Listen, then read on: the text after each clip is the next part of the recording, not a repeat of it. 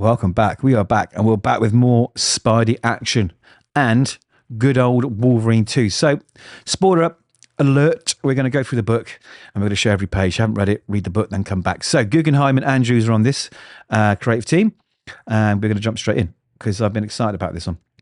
So, we've got the various variant covers which Marvel and DC are pumping out. They are putting out variant covers like the world is ending tomorrow. There's some nice covers though, let's be honest, right? Some nice covers.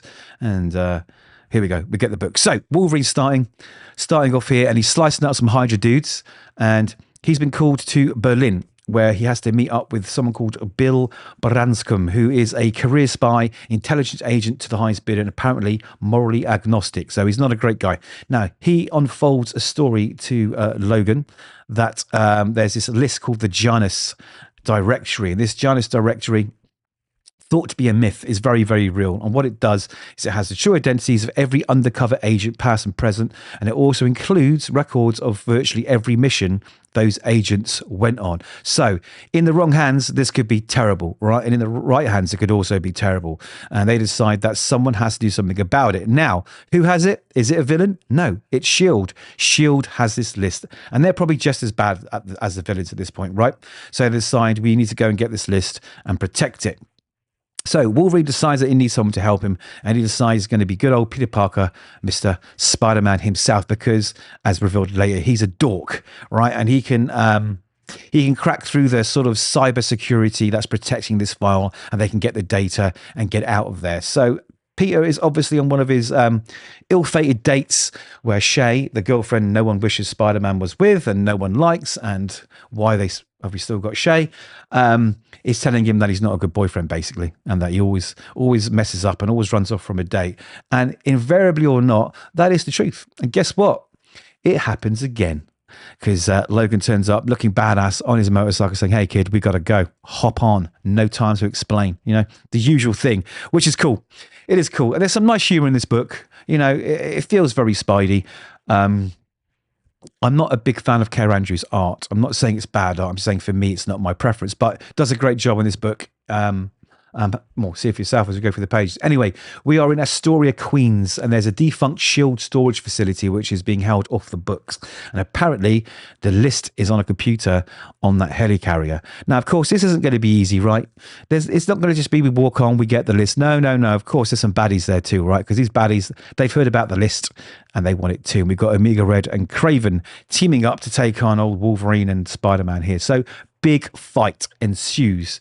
You know, it's full of action. It's good fun. There's some back and forth as you'd expect, until Kraven decides to literally bring out the big guns and shoot off a bazooka. And before you know it, Wolverine is buried under rubble, but he's not actually buried under rubble. In fact, he's buried in a coffin with a gravestone on the top saying, here lies Wolverine slain by the Hunter. So this is where the book gets kind of cool. Actually, quite interesting idea. So as they sort of emerge from their from the explosion where they were knocked out, they've done a sort of switch. So Wolverine starts reliving Spidey's memories, and Spidey starts reliving Wolverine's memories. So we've got the sort of Weapon X escape here. We go through sort of little moments that are really important to the characters, like, you know, the death of Gwen Stacy. You know, when a Wolverine gets put on the cross, gets crucified. Lots of cool stuff. We got a nod there to one of the Spidey covers where, you know, he's lifting up the thing, the water's coming. So great stuff. And Magneto. Anyway, really, really cool idea. I thought it was interesting. But anyway, they sort of snap back into reality and realize that there's a distinct smell in the air that Spider-Man recognizes, and he thinks, you know what, I know who's behind it. And we all do, of course. It's got to be Mysterio. And sure enough, after a little bit of investigation, Spidey finds Mysterio and unceremoniously knocks him clean out to the floor and gets tippy-tapping on the computer to try and get hold of this Janus report, which he does. Now, here's where the book gets even more interesting, like really interesting, right? Is while he's downloading the list of all these names and all these missions that secret agents have been on, he comes across two very, very familiar names, oh so familiar names, that of his parents. And this is something that piques his interest. He's like, oh my God. And he realizes there's also video there, of course, of some of their missions, and he sees some of the missions. But what is most important is there is a final transmission video, the last ever video from his parents, where they're flying in a plane and they're saying they got clear skies. They look like maybe they finished a mission. but there's someone else on the plane, and he is there. He is there to do his job. Now, what his job is probably to kill them, right? But what's scary about it is that it's Wolverine. It's Logan. So did he kill Peter's parents? We don't know. Does the video cut out? He said, I'm here to do my job, which is save you guys because we're all on the same team. Or was he sent? Was he sent to kill them? We don't know. Either way, Peter's pissed.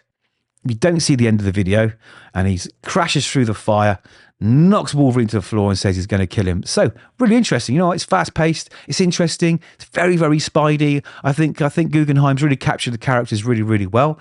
Like I said, I'm not a big fan of the art, but he does a great job. Very 90s scratchy, which isn't my thing. But all in all, I want to know what goes on. I think this is interesting because if this is true, if Logan did do that, it really changes the dynamic and the history between the two, and sets up some possibly future really interesting stories between the two. And if not, it turns out as actually, no, I was there and I did my best to save them, then great too. So, you know, it's a 50-50 where it goes. I'm liking it. It's a definite recommend. You know, it's good to have a, you know, half decent Spidey story floating around the internet right now. Or your comic book store if you're not getting digital. So all in all, I recommend it. Those are my thoughts. If you like the video, give it a like. And you know what? If you want to hear more reviews, hit that subscribe button. It makes a massive difference to me, and I would really appreciate it. So until then, we'll see you soon.